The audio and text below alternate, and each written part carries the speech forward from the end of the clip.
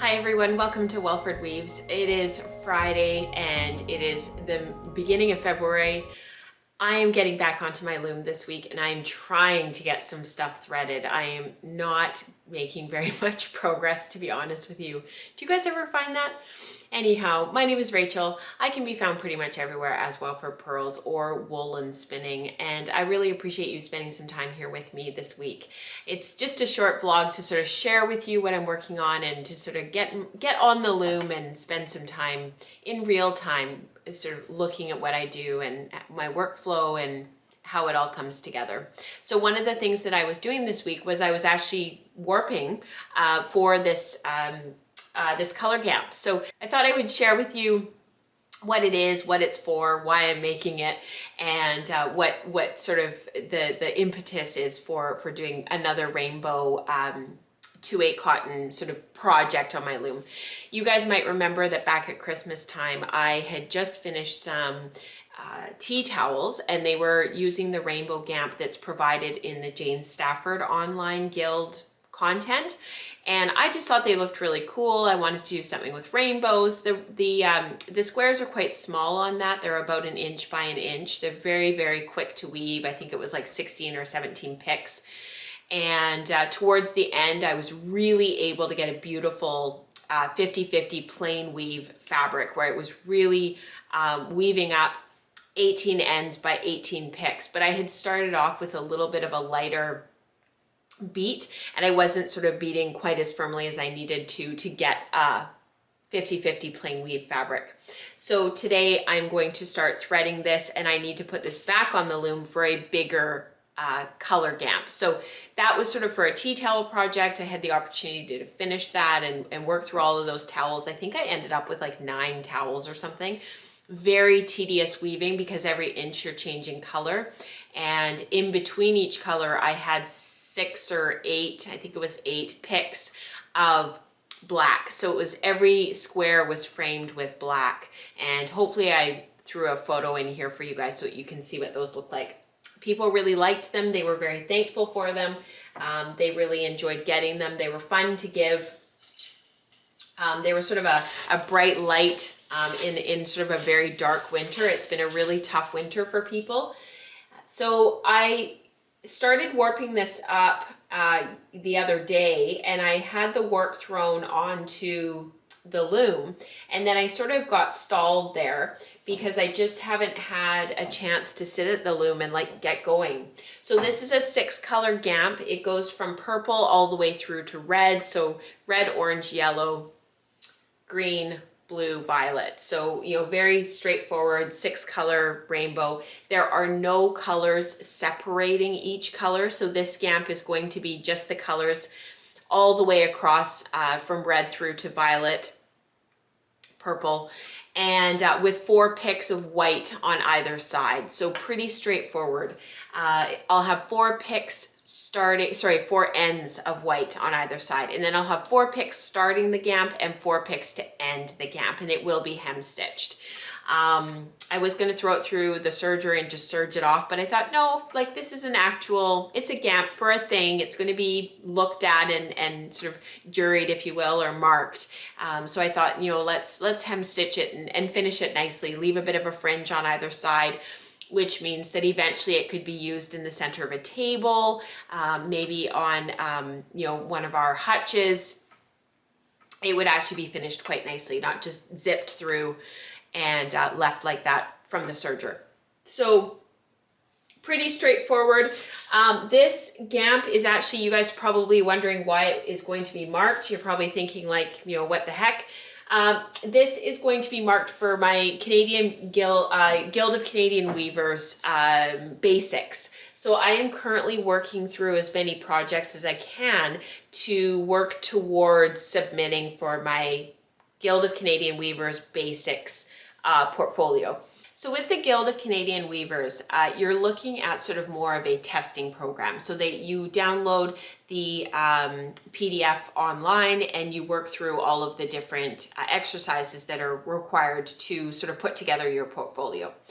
With the Ontario Hand Weavers and Spinners home study program, you're actually working through units. And as you get towards the end of your units and you get towards the end of your study, each unit as you go is submitted for marking. But as you go, I've sort of noticed that as the units progress, you're really putting together a portfolio to be a production weaver. So, putting together a portfolio of your work to show a client. And those are sort of the last few units towards the end. The two programs sort of have the same overarching goals, if you will, which is to prove mastery. And so what I've decided to do is just kind of putter through, and most of my projects will sort of from now on be geared towards something that I'm working on within either of the programs. So this Thursday, so that would have been yesterday evening, I just started Unit 2 of the OHS, and that is color and design. There is no weaving in this unit. It is completely around the theory of color and design and looking at sort of things from a different lens. Basically, I've already learned a ton, and so this unit is sort of a little bit lighter. I'm already about 75% of the way through and finished, because I started working on it as soon as I finished Unit 1. I started on Unit 2. Unit 3 will start in, I think will start in May or maybe June. And Unit 3 I'll wait to start because I need materials for that. So I need to buy linen and I need to get all organized with that. And that's finger manipulated lace. So that'll be Unit 3 in the summer. And then in the fall, I'll start Unit 4. And that'll be the beginning of my second year of study. So the nice thing is with the virtual study groups and whatnot through the OHS is it keeps you on task. It keeps you going. So if you can keep yourself accountable with your time and how much of your time you're spending investing in your learning, you can get through the program in 5, 6, 7 years, depending on how long it takes you. If you take a semester off here and there, if you get a little bit behind, if you get a little bit ahead, and that sort of constant forward locomotion will keep you going. With the GCW, it's completely self-study. So you have to figure out what you're going to do for overshot. You have to figure out what you're going to do for your color gamp. You have to figure out what you're going to do for your twill gamp. Much more of a self-starting program. You have to keep yourself on task and keep yourself to your timelines, whatever that looks like. So I need to put on a new warp for my twill gamp to weave my final twill gamp, and I will do that as soon as this color gamp is off. I just needed a break and I needed a quick win. Have you guys ever experienced that? So that was something that I wanted to talk about just sort of briefly towards the end of this week's discussions. I am finding with my spinning and my weaving in particular, not so much with my knitting, but with my spinning and my weaving in particular, there comes these moments where I know that I'm going to make a huge jump in knowledge. I know that I'm sort of on the brink of another progression, if you will, of knowledge. And then I stall. I just get stuck. And it's sort of this creative muddiness that starts, that I know that I'm not kind of progressing. I'm kind of stuck. And I know it's because I'm just about going to make another big jump in knowledge or in finishing, or just sort of overall reflecting on knowing that I'm sort of at the brink of something. I'm at that place again right now. So I was at that place in October and November this past fall, and it was really uncomfortable and I felt really frustrated. And I really felt like I was stalled with Unit 1. I couldn't make any forward progress. I went through 2 warps. By the time I finished Unit 1, I had put on a total of 7 warps, some longer, some shorter. Certainly the two of the warps were quite a bit longer than some of the other warps that were a little bit shorter, where I was trying to work through an idea or I needed a couple more samples to finish off. But I almost kind of don't mind putting on these shorter warps sometimes because I find that it gets me through. It gets me through that next big learning curve or that next frustrating kind of, you're working through an idea and a concept and you can't kind of, you just have to muscle your way through. And I think there's a bit of grit there where you're just having to dig your heels in and say, this is hard, this is uncomfortable. Creatively, I'm feeling really stretched to my limits. I'm not sure I'm feeling particularly creative, and you just kind of have to muscle through and keep on going. And that grit of kind of getting you through, that resilience of that discomfort and being in that moment, that place of limbo of, I know I'm supposed to be learning something here, but this is really, really frustrating. That I think is just part of the process, and it's part of that discomfort of growing and learning. And when I pulled off that twill gamp last week, and we'll talk about that a little bit later, I was so frustrated with myself. I was hoping it would be my final gamp. It was the fourth one. I kind of worked through my ideas and my thoughts at the loom, and then I got that fourth gamp off, and I realized immediately that my floats weren't right, the selvages had fallen apart, and it was on the 8th section. So the first 7 were perfect. And then I hit that 8th section and it all just went out the window. And it means a new warp, threading, getting it back on the loom. And I just went, well, darn. I said something else, but for purposes of YouTube and keeping our channel family friendly, I will not say what I was thinking. And I realized, that's part of what happened with my Unit 1. It's part of what happened with that discomfort and that just ugly place, that creative place that we end up in, where we're probably going to make a big knowledge jump.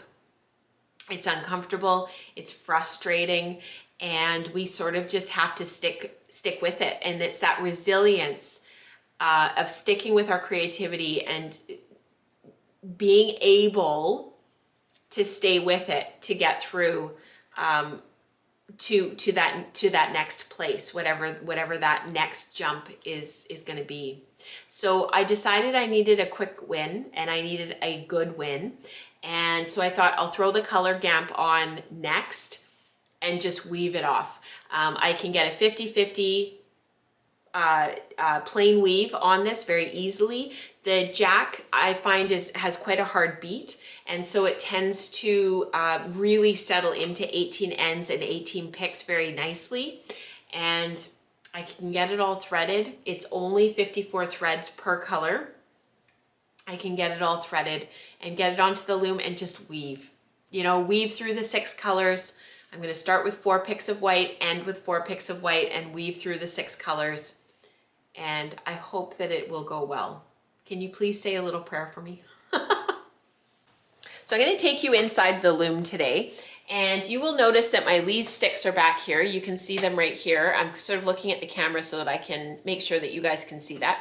I've got some of my heddles are sort of in the way, so let me push these ones out of the way. These are wire heddles, and you will see that my back apron bar is right there.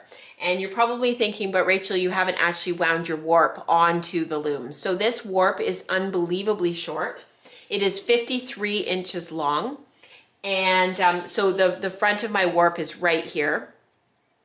So what I have done is I put my lee sticks in, I put it on the back apron rod, but instead of spreading it on my rattle, winding once or twice on my back apron rod, and then going through the threading and the slaying, what I'm going to do instead, I'm sort of going to cheat a little bit. I'm going to do a little bit of a sort of a cheatery method. This is probably not good weaving technique. However, I am going to thread my heddles and slay my reed, and then I'm going to just wind it on a little bit, because honestly I'll be winding it on about 4 or 5 inches maybe. And this is what we call a good use of time. So instead of going 1 2 3 4, I could actually just thread 1 2 1 2 1 2 for plain weave. So I'm starting at the center of my heddles here. The LeClaire looms have a division here. So you have a certain number of heddles on one side, a certain number of heddles on the other side. Theoretically, it's the same. And I generally will start threading in the center.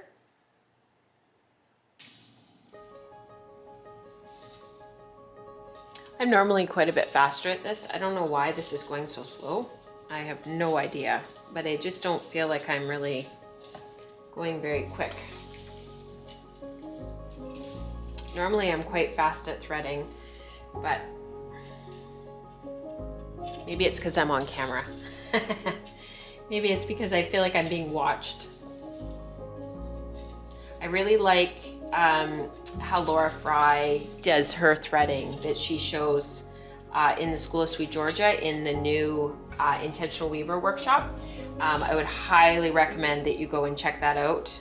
There is an affiliate link down below if you don't mind supporting the show and supporting what I do here, and that supports the work that I've done for the School of Sweet Georgia. And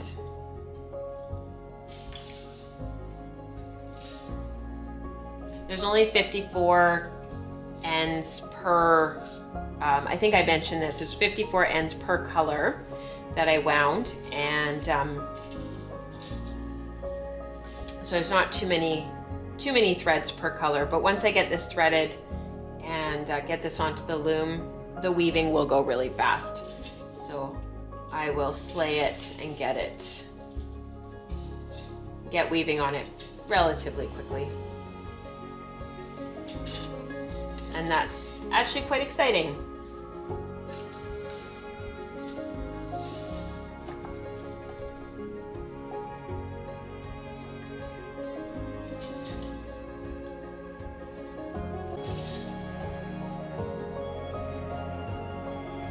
I actually really like threading. I know some people don't like it. I actually really like it. I find it really relaxing. I just put a chair into the loom to bring me down, and I don't try to thread on my bench or anything. Like I grab just a kitchen chair. They're lower and they work beautifully, and I sit on my, I actually put the chair into where the treadles go, so that the front of the chair is actually inside the loom. And I kind of lean on the beater bar here so that I can shift and move, and I'm really well supported, and I don't twist, and I can get to the cross quite easily because the jack is quite deep. So I find that I can reach really, really well and get right in there. And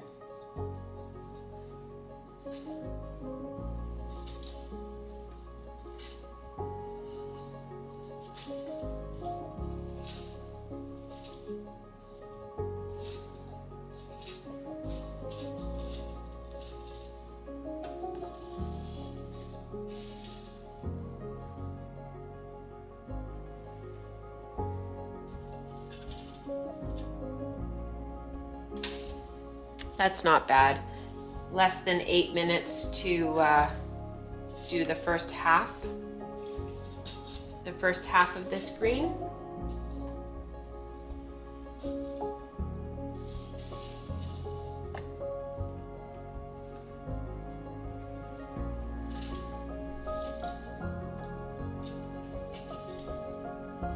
So if it's about 10 minutes per color, then this will take about an hour to thread all of these heddles. So 6 colors probably take about an hour and a half. I use an app called Day One, and it's a journal. It's a digital journal, and I try to take photos of everything that I do every day. Even if it's just a minute or two, you know, even if it's just like one thing at the loom and I haven't done anything else, that's totally fine. It gives me that sense of having completed something, having done something.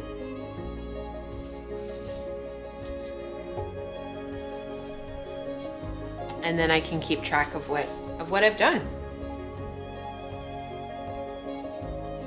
Okay, I'm gonna keep threading, and I'll see you guys on the other side.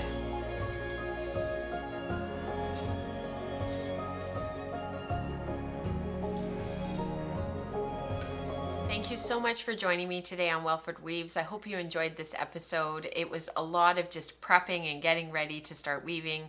That discomfort that we find ourselves in when we're in the middle of a creative jump and a learning curve. And we also talked a little bit about the differences between the OHS and the GCW. If you're looking for more information on these weaving programs, please check the box below. I have linked the information for you down there. And I hope that's helpful. So until next week, happy weaving to everybody, and I hope that you enjoyed this time in this place. I'll see you next time. Bye, guys.